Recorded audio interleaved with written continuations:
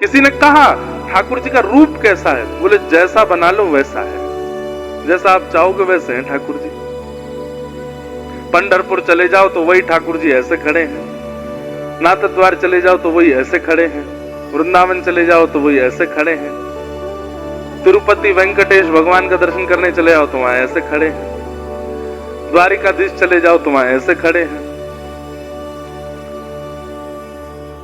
बद्रीनाथ चले जाओ तो वहां तपस्या में बैठे हैं, उडुपी दक्षिण भारत में उडुपी कृष्ण के दर्शन करने जाओ तो वहां ठाकुर जी ऐसे सुना हमने कि ऐसे हाथ में मक्खन है चन क्या है, मैंने दर्शन नहीं किए, हमने किए हैं गुरुवायूर भगवान, वहां पे भी छोटे से गोपाल जी हैं, ऐसे टेढ़े मेढ़े से होके खड़े हैं, हाथ में सुंदर मक्खन ले रखा है, चंदन का श्रृंगार होता है वहां पे, बहुत सुंदर दर्शन है।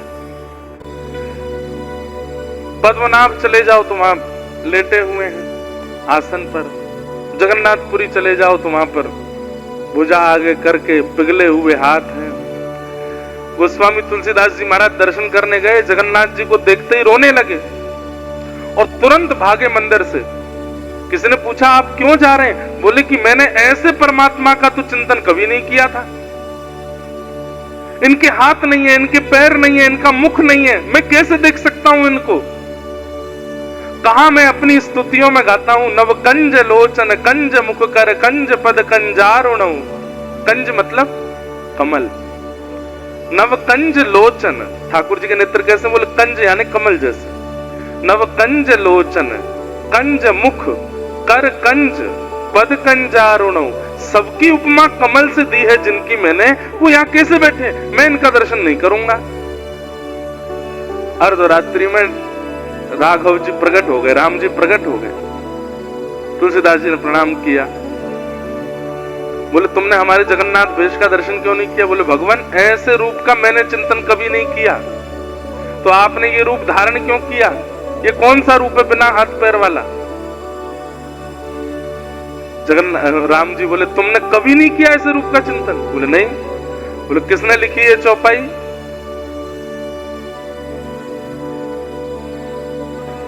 कैसे है, मैं तो भूल गया। निज कर कर्म करो विधि नाना, बिन पग चलहि सुनहि बिन काना, बिन पग चलहि सुनहि बिन काना, कर बिनु कर्म, निज कर कर्म करो विधि नाना। बिना पैर के जो चलता है, बिना कान के जो सुनता है, बिना हाथ के जो सब कुछ कर देता है, ऐसे है प्रभु श्री राम। किसने लिखा ये? गोस्वामी जी को तुरंत याद आया, बोले अरे सॉरी प्रभु, मैं तो भूल ही गया था। बोले ये वही रूप है, जाओ दर्शन करो। बिना हाथ के हम भोजन करते हैं। और जगन्नाथपुरी में एक बात और है, कभी दर्शन करने जाइए, और दर्शन करने कभी क्या जाओ, हमारे साथ चलो। 17 सितंबर से 17, 18, 19, 20, 21, 22, 23, 17 या 18 से कथा है जगन्नाथपुरी में, और वहां अभी सितंबर में, इसके बाद खरगोन है, खरगोन के बाद जगन्नाथपुरी, और वहां इतना सुंदर महाप्रभु जगन्नाथ जी का स्कंद पुराण में जो महात्म है, गीत गोविंद के जो भाव हैं, सबको सुनाएंगे वहां आप देखेंगे महाप्रभु जगन्नाथ जी बैठे हैं कम से कम 3-4 द्वार भीतर, और जहां गरुण स्तंभ लगा है वहां से सब लोग दर्शन करते हैं। गरुण स्तंभ के पीछे, गरुण जहां से सब लोग दर्शन करते हैं उसके पीछे भोग घर है, जहां पर ठाकुर जी की सब प्रसादी रखी जाती है। जगन्नाथ प्रभु अंदर बैठते हैं और कम से कम 3-4 आंगन पार करने के बाद तब वहां भोग रखा जाता है। तो मैंने एक बार पुजारी जी से पूछा, मैंने एक बार बताओ, मैंने कि भोग सामने रखा जाता है, किसी के घर भी जाए तो सामने टेबल पे वो लोग सब सजा देते हैं, पर उसके बाद एक प्लेट लाके दी जाती है, उसमें एक एक सामान धर दिया जाता है, जैसे खाओ। ऐसे कौन खाता है? कितना अजीब लगता होगा। बोले कि यहाँ यही है कि महाप्रभु जगन्नाथ जी अपनी आजान बाहु कर लेते हैं और फिर ऐसे खाते हैं, दूर से ही आंगन से ले ले करके सब पाते हैं। उतनी देर बीच में जाने का किसी को अनुमति नहीं है। 5-6 आंगन छोड़ के भोग रखा जाता है, आजान बाहु होकर के ठाकुर जी पाते हैं। तो जैसी आपकी भावना वैसे ठाकुर जी हो जाते हैं। इसलिए भावना शुद्ध रखो। कंस की भावना में वो मृत्यु स्वरूप हैं, तो अत्यंत सुंदर श्याम सुंदर भी उसको मृत्यु के जैसे दिखाई दे रहे हैं।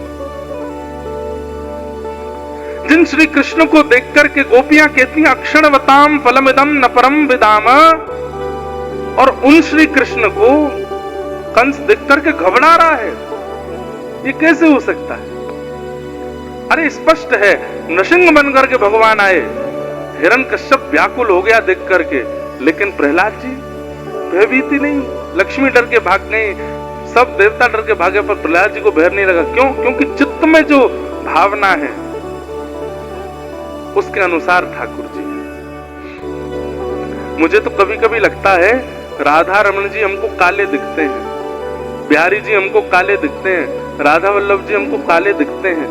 ये जब तक काले दिख रहे हैं समझो अभी तक हमारे चित्त में भक्ति प्रकट नहीं हुई। जिस दिन ये नीले नीले दिखने लग जाएं, समझो कि अब प्रेम प्रकट हुआ है, अब हमारा चित्त शुद्ध हुआ है। क्योंकि ठाकुर जी कारे थोड़े हैं, ठाकुर जी सांवरे हैं, ठाकुर जी नीलमणि हैं।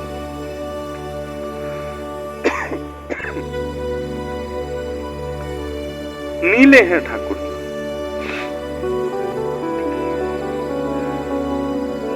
भगवान ने मल्लों के साथ युद्ध किया, 50 सिद्धियों पर छलांग मार करके दोनों भुजाओं से कंस को उठा करके पृथ्वी में जैसे ही पटका, प्राण निकल गए और पूरे मथुरावासी आनंद करने लगे, उत्सव मनाने लगे। कंस को मार दिया भगवान ने। बोलो कंस मर्दन भगवान की। कंस वध के बाद तुरंत ठाकुर जी कारागृह में गए, वहां जाकर के मैया देवकी को मुक्त किया। देवकी मैया ने लाला को हृदय से लगाया, बोले अब मुझे छोड़ के मत जाइयो। ठाकुर जी बोले नहीं जाऊंगा मैया, तेरे पास ही रहूंगा। भगवान उग्रसेन नाना को राज्य गद्दी पर बिठाते हैं, कंस के पिता को, और उग्रसेन को राज्य गद्दी पर बिठा के स्वयं सांदीपनी गुरुकुल पढ़ने के लिए जाते हैं। कहां पे? उज्जैन, अवंतिका। वहां ठाकुर जी पढ़ने के लिए आए। सोचो आजकल बच्चे 3 साल की उम्र में स्कूल जाना शुरू कर देते हैं। ठाकुर जी पता कितने साल के गए थे? 11 साल 2-3 महीना के हैं, तब ठाकुर जी पहली बार विद्यालय पढ़ने गए। इससे प्रेरित मत हो जाना, पर ये अभी एक नया ट्रेंड चला है। हमारी भी बहनें हैं, उनके बच्चे भी बहुत छोटे छोटे स्कूल जाते हैं, तो हम तो कहते हैं इतनी जल्दी क्यों भेज देते हैं? 2-2.5 साल में तो ढूंढने लगते हैं स्कूल में भेजना है। अब इसको कम से कम 5 वर्ष तक तो बालकों का मानसिक विकास घर पर ही करना चाहिए। उनको खिलाओ पिलाओ। ये तो शास्त्राज्ञा है, लालयेत 5 वर्षाणि 10 वर्षाणि ताड़येत प्राप्ते तु 16 वर्षे पुत्रम मित्रवदाचरेत। शास्त्राज्ञा है कि 5 वर्ष तक जितना हो सके बच्चे को पढ़ाई वढ़ाई दूर रखो, माता पिता से दूर रहना नहीं चाहिए, जितना हो सके माता के साथ ही रहना चाहिए। और 5 वर्ष का जब वो हो जाए तब 10 वर्षाणि ताड़येत, कम से कम 15 साल की उम्र तक खूब उसको पढ़ाओ लिखाओ, डांटो, और जरूरत पड़े तो मारो भी। ताड़येत स्पष्ट लिखा है।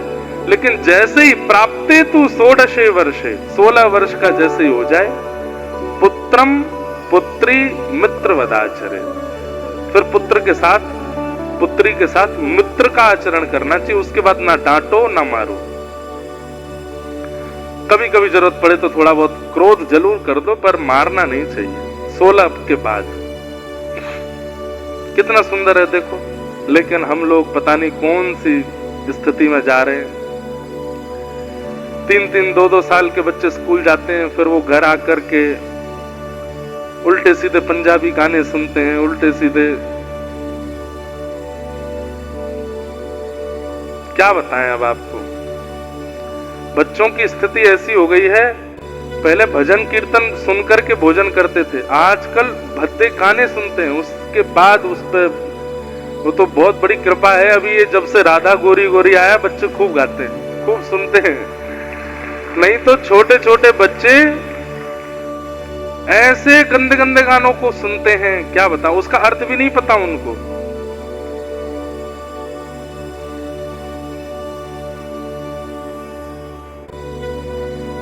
हम तो यहाँ मंच से बता भी नहीं सकते कैसे गाने, छोड़ो। पर आप लोग विचार कीजिए, छोटे छोटे बच्चों को कथाएं सुनाओ, लीलाएं सुनाओ, कीर्तन सुनाओ, भजन सुनाओ, उसका आदी बनाओ उनको। तो भगवान 11 वर्ष कुछ महीने की अवस्था में सांदीपनि उपाध्याय जी के यहाँ पढ़ने के लिए आए। उपाध्याय किनको कहते हैं? जिनके समीप जाकर के अध्ययन करने का सौभाग्य भगवान को भी प्राप्त हुआ, उन्हें उपाध्याय कहते हैं। सांदीपनि उपाध्याय जी के यहाँ जाकर के भगवान ने अध्ययन किया और वहां ठाकुर जी को अपने परम सखा मिले जिनका नाम था सुदामा। बचपन में जो ठाकुर जी के सखा उनका नाम श्री दामा है और ये ठाकुर जी के मित्र सुदामा है। कुछ वर्ष वहां अध्ययन करने के बाद ठाकुर जी वापस मथुरा आए।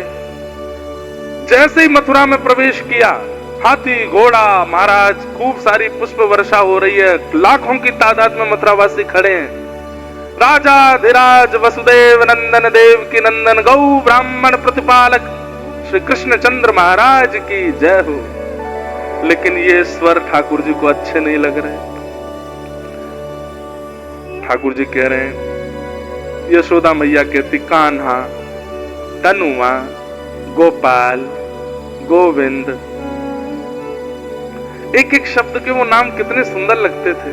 अब कितना लंबा चौड़ा मेरा नाम हो गया है और सब लोग पांव पूज रहे हैं। ठाकुर जी एक राजकुमार की तरह सुंदर वेशभूषा पहन करके, कहा वृंदावन में तो केवल कटकाचनी पहन करके ठाकुर जी घूमते थे, 2-4 माला गले में डाल ली और वो भी नहीं मिलती तो ठाकुर जी वनमाली भेष करते थे अपने आप। कभी आम के पत्ते तोड़ लिए, कहीं से नीम के पत्ते तोड़ लिए, उनके गुच्छा बना करके यहाँ पहन लिए, कहीं जाकर के खूब सारे पुष्प अलग अलग लेकर के अपने केश में कूद के यहाँ पहन लिए। कुछ बेल होती है ना ऐसे चढ़ जाती हैं जो ऊपर, उन बेलों को लेकर के अपनी कमर में पोंदरी बांध लेते, यहाँ पर बाजूबंद बांध लेते, यहाँ हाथ में पहन लेते। खूब सारी घास लगा लेते चारों तरफ और इधर, और फिर उसके बाद गैयाओं को बुलावे वाली जो श्रृंगी है वो बजाते, तो गैया पूंछ उठा के दौड़ के आती और ठाकुर जी मानो गैयाओं से कहते कि मैंने इतनी सारी हरी पत्ती लगा रखी है और कहां पाओगी, मेरे ऊपर से चर ले। सब गैया ठाकुर जी के पीछे भागती। ठाकुर जी कभी टीला पे चढ़ गए, कभी पेड़ पे चढ़ गए, गैया सब चारों तरफ से घेर के खड़ी हैं। बीच में एक जगह ऐसी आवे, सब गाय घेर लेती हैं ठाकुर जी को। ठाकुर जी नीचे लेट जाते हैं। अब कोई पैरों में चाट रही है, कोई यहाँ से घास चाट रही है, कोई इधर चाट रही है। तो जब जीभ से चाटते हैं तो ठाकुर जी को गुदगुदी होती है, जोर जोर से हंस के ठाकुर जी निकल के भागते हैं। ऊपर से नीचे तक गैया की जीभ के रसायन से अभिषेक हो जाता है ठाकुर जी का। और फिर ठाकुर जी अपना मुंह पहुंच करके फिर घूमते हैं। लेकिन अब राजा बन गए, राजकुमार हो गए। सोने की जूती पहनते हैं, जड़ाऊ सोने के पटके पहनते हैं, सुंदर धोती पहनते हैं, राजा धीराज कहकर के सब स्वागत करते हैं। ठाकुर जी को ये भाता नहीं। वापस लौट करके ठाकुर जी जब आए, देवकी मैया ने अपनी गोद में बिठा लियो, मेरो लाला जन्म लेती चलो गो वृंदावन, माते आयो चलो गो विद्यालय, अब मुंह छोड़ के मत जाइयो कहीं भी। ठाकुर जी बोले ना मैया अब नहीं जाऊं। लेकिन देवकी मैया के इस अंक से लगते हैं, पर याद आ रही है यशोदा मैया की। अपने कक्ष में जाकर के उस खिड़की को खोलते हैं जहां से वृंदावन दिखाई देता है और एक एक भाव का स्मरण करते हैं। बहुत रुदन करने लगे ठाकुर जी वृंदावन की याद में। तो मैया ने उद्धव से कहा तुम जाकर के समझाओ। और उद्धव जी जाकर के ठाकुर जी से कहते हैं नाथ आप क्यों ऐसे हो रहे हैं? आप परमात्मा हैं, आप ईश्वर हैं, आप भगवान हैं। ये मोह होना, आसक्ति होना, व्याकुल होना ये मानवों का धर्म है। आप परमात्मा हैं, आप मुक्त रहते हैं, आप ऐसे क्यों हो रहे हैं? ठाकुर जी बोले उद्धव मैं ज्ञान के पाश में नहीं बंध सकता, मैं वैराग्य के पाश में नहीं बंध सकता, पर पता नहीं मुझे ऐसा लगता है मैं प्रेम के पाश में बंध जाता हूं। प्रेम की रस्सी मुझे बांध लेती है। उद्धव जी सुन के जोर से हंसने लगे, बोले ये सब क्या है, प्रेम प्रेम कुछ नहीं होता ठाकुर जी, आप कहां विचार कर रहे हैं। भगवान बोले तुझे कभी प्रेम हुआ नहीं, इसलिए ऐसे बोल रहा है। बंधुओं, उद्धव अति प्रिय है भगवान के। उनके लिए कहा जाता है वृष्णिराम प्रवरो मंत्री कृष्णस्य दैत्य सखा। हमारे पास तो एक के बाद एक कथा है, जगन्नाथ जी का भाव सुनना हो तो सितंबर वाली कथा में आ जाना, और उद्धव जी के बारे में अगर जानना है तो 10 अक्टूबर से लेकर के 16 अक्टूबर तक बद्रीनाथ में कथा है, वहां सुनने आना, वहां सुनाएंगे, क्योंकि उद्धव जी वहीं बैठे हैं, आज भी हैं उद्धव जी वहां पे। तृतीय स्कंद में भागवत में भगवान कहते हैं कि उद्धव कौन है, बोले मैं ही हूं उद्धव, ये कोई अलग नहीं है। श्री कृष्ण का परब्रह्म का जो ज्ञान है वही उद्धव के रूप में विराजमान है। पर भगवान ने कहा कि उद्धव ज्ञानी तो बहुत है, प्रेमी बिल्कुल नहीं है, इसको प्रेमी बनाना पड़ेगा। अच्छा एक बात और बता दें आपको, बाद में हो सकता है जल्दी जल्दी में कथा पूरी करनी पड़े। यदुवंशियों में सबको श्राप लगा, 2 लोगों को छोड़ के, एक तो उद्धव और दूसरे हैं वज्रनाभ। जिन वज्रनाभ ने फिर वृंदावन को पुनः स्थापित किया, और गोविंद देव जी, गोपीनाथ जी, मदन मोहन जी, ये 3 स्वरूप तो वज्रनाभ नहीं बनवा करके विराजमान किए। और भी कई हैं।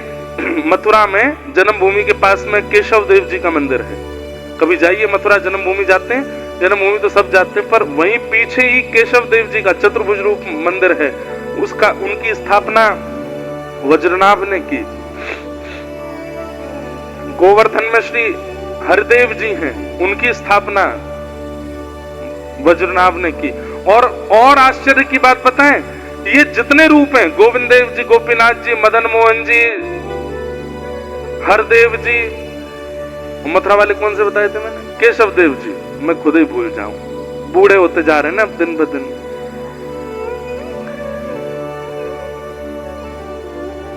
ये स्वरूप जो वज्रनाभ ने बनवाए हैं, तो जो स्वरूप का धातु है, वैसे तो वो ठाकुर जी हैं, पर वो धातु कौन सा है पता है? वो जो मूर्ति निर्माण हुई है, वो मूर्ति बनी किससे है? कंस के कारागृह में देवकी मैया ने जिस शिला पर ठाकुर जी को जन्म दिया था, उसी शिला से ये मूर्तियां बनाई गई, उसी शिला से स्वरूप बनाए गए। फिर बाद में वज्रनाभ के बाद वो सब भूमिगत हो गए, तो फिर चैतन्य महाप्रभु के अनुयायी श्री रूप सनातन गोस्वामी दोनों वृंदावन आए, तब रूप गोस्वामी जी ने गोमा टीला से गोविंद देव जी को पुनः प्रकट किया, और फिर सनातन गोस्वामी जी ने मदन मोहन जी को प्राप्त किया, मधु पंडित जी ने गोपीनाथ जी को प्राप्त किया। इस प्रकार ये पुनः, तो 2 लोगों को श्राप नहीं लगा था, एक तो वज्रनाभ और दूसरे उद्धव। क्यों नहीं लगा पता है? इन दोनों पर किशोरी जी की कृपा थी। उद्धव को अभी भगवान वृंदावन भेज देंगे, 6 महीने तक उद्धव किशोरी जी के चरणों में रहता है, और वहां किशोरी जी इनको प्रेम सिखाती हैं, और तब आशीष देकर के भेजती हैं, कालांतर में यदुवंशियों के ऊपर एक पहाड़ गिरेगा, वो तुमको स्पर्श नहीं कर पाएगा। इसी कारण से उद्धव बच गए। फिर बाद में कथा आती है कि सूर्य ग्रहण के समय पर जब द्वारिका से सब लोग यहां पधारे कुरुक्षेत्र, तब वहां ब्रज से किशोरी जी भी गई थी। तब सारे द्वारिकावासी किशोरी जी का दर्शन करने के लिए गए, तो दूर बैठे थे वज्रनाभ। वज्रनाभ को जब किशोरी जी ने देखा, तो कौन है वज्रनाभ? भगवान के पुत्र, मतलब भगवान के नाती। वज्रनाभ को देख करके उनके शब्द, उनके मुखमंडल पर पता नहीं क्या किशोरी जी को ऐसा अनुभव हुआ, किशोरी जी ने उनको भी वहां आशीष दिया। यदुवंशियों के ऊपर जो एक ब्रह्म शाप लगेगा, उसका प्रभाव तुम पर नहीं होगा, क्योंकि ठाकुर जी के जाने के बाद सब ब्रजवासी भी अंतर्ध्यान हो जाएंगे। तब ब्रज की रक्षा कौन करेगा? तो भगवान के किसी वंशज को करनी होगी, तो वो तुम करोगे। इसलिए वज्रनाभ और उद्धव, इन दोनों को शाप नहीं लगा। क्यों? दोनों पर किशोरी जी की कृपा थी। आज भगवान ने उद्धव से कहा, उद्धव एक काम कर, सामने वाला व्यक्ति हमें याद करता है, इसलिए हमें उसकी याद आती है। ये ब्रजवासी मुझे बहुत याद करते हैं। तू अगर जाकर के उनको समझा देगा और वो मुझे याद करना बंद कर देंगे तो मुझे भी उनकी याद नहीं आएगी। उद्धव बोले ये तो मेरे बाएं हाथ का खेल है, मैं जाकर के अभी समझा दूंगा। कब जाओगे? बोले अभी जाऊंगा। आओगे कब? बोले शाम तक आ जाऊंगा। भगवान बोले जाओ, लेकिन सुनो ज्यादा ज्ञानियों वाली बात मत करना। ब्रजवासी बहुत भोले हैं, सीधी सीधी बात समझते हैं, वो सरल भाषा में बोलना। ज्यादा कठिन हिंदी मत बोलना, संस्कृत मत बोलना, वो समझ नहीं पाएंगे। उद्धव बोले आप मुझे मत समझाओ, बृहस्पति का शिष्य हूं, मैं सब जानता हूं। भगवान बोले बृहस्पति के शिष्य सब जानते हो, पर प्रेम की भाषा नहीं समझ आती सबको, इसलिए कह रहा हूं। उद्धव जी महाराज बोले मैं जाता हूं, और उद्धव जी वृंदावन गए।